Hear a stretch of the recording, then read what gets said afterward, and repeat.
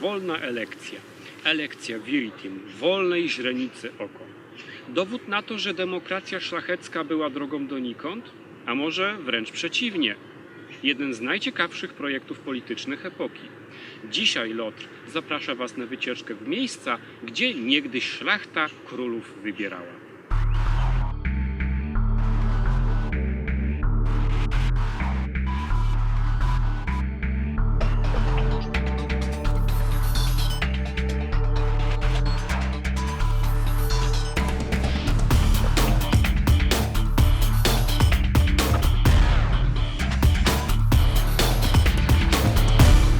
Pierwsza elekcja, o jakiej wiemy, to rok 1386 i sprowadzenie do Polski Władysława Jagiełły.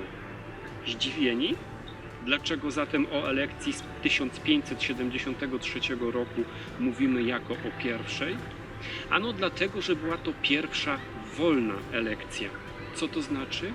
To, że każdy szlachcic miał prawo oddać głos na swojego kandydata.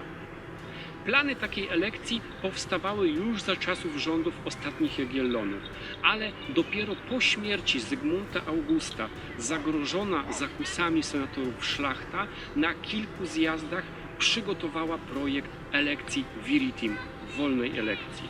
I właśnie tutaj, w kwietniu 1573 roku, w okolicach podwarszawskiej wsi Kamion, dzisiejszych ulic Grochowskiej i Alei Waszyngtona, rozpoczął obrady pierwszy Sejm elekcyjny.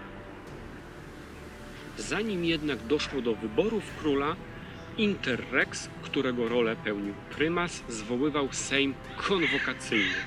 Sejm ten miał za zadanie przygotować pacta conventa, czyli zobowiązania, które musiał wypełnić przyszły władca Polski. No bo nie myśleliście chyba, że król polski mógł robić to, na co miał ochotę.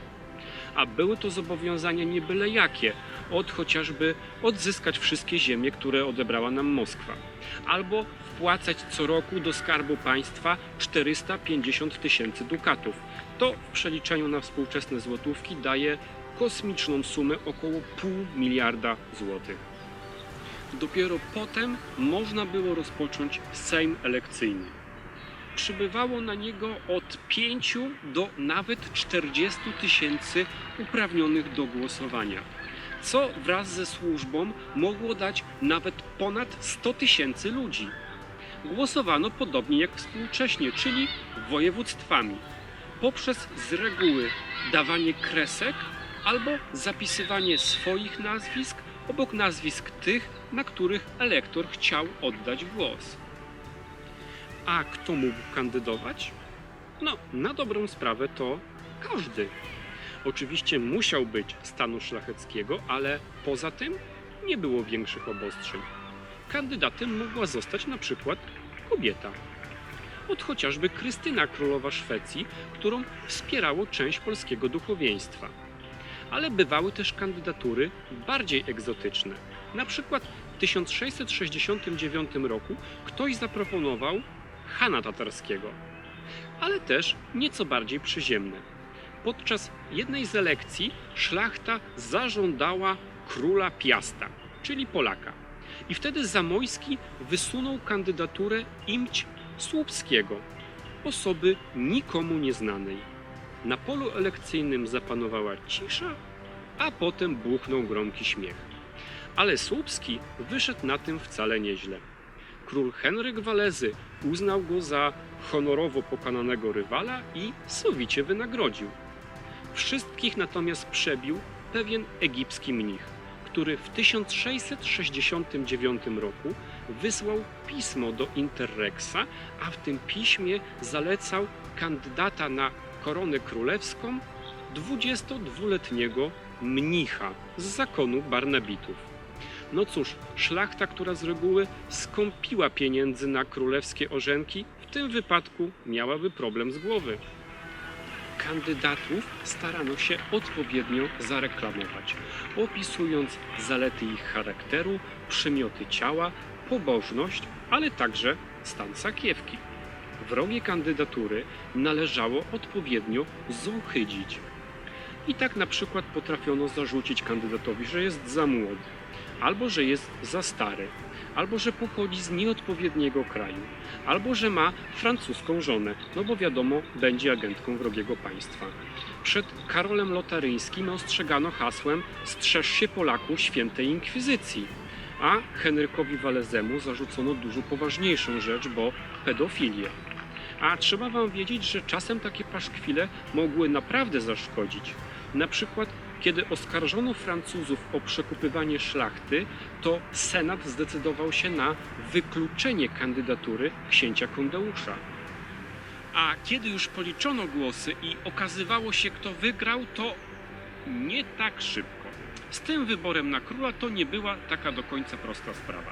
Na przykład w 1669 szlachta przez aklamację wybrała króla Piasta. Ale jak się później okazało, część krzyczących miała na myśli Michała Korybuta-Wiśniowieckiego, a część Aleksandra Polanowskiego. Natomiast w 1575 roku szlachta ogłosiła królem Annę Jagiellonkę, zaś na jej męża wybrano Stefana Batorego.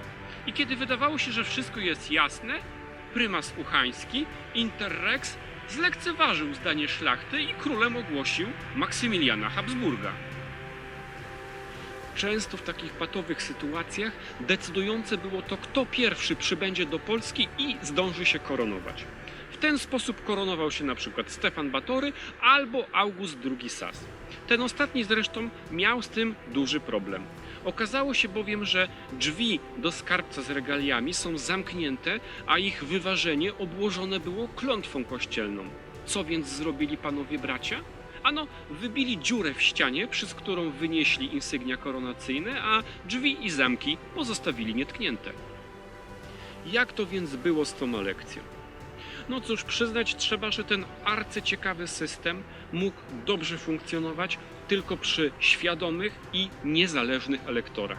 Zresztą szlachta potrafiła wybrać króla sprawnie i szybko, jak na przykład Władysława IV Wazę. Potrafiła też zmusić do wyboru władcy opornych senatorów, jak podczas elekcji Michała Korybuta-Wiśniowieckiego, kiedy to do opornych zaczęto zwyczajnie strzelać. Ale kiedy elekcje zaczęto organizować na bagnetach i dukatach obcych mocarstw, wszystko posypało się jak domek z kart. Jak już wspomniałem, pierwsza wolna elekcja odbyła się we wsi Kamień. Później wybrano tam na króla już tylko Augusta III Sasa. Wszystkich pozostałych władców obierano na terenie warszawskiej Woli. Dzisiaj w miejscu, gdzie niegdyś obradował Sejm elekcyjny, u zbiegu ulic Obozowej i Ostroroga ustawiono pomnik elekcji Viritim. Paszkwile na przeciwników politycznych to nadal chętnie podejmowany wybieg podczas kampanii, czy to prezydenckiej, czy to do Sejmu. Ale dzisiaj nikt już na szczęście nie strzela do senatorów i nie bierze na szable kontrkandydatów. Jeżeli znacie jakieś inne historyjki z elekcyjnych pól, to podzielcie się nimi w komentarzach, dajcie nam suba i do zobaczenia w następnym lotrze.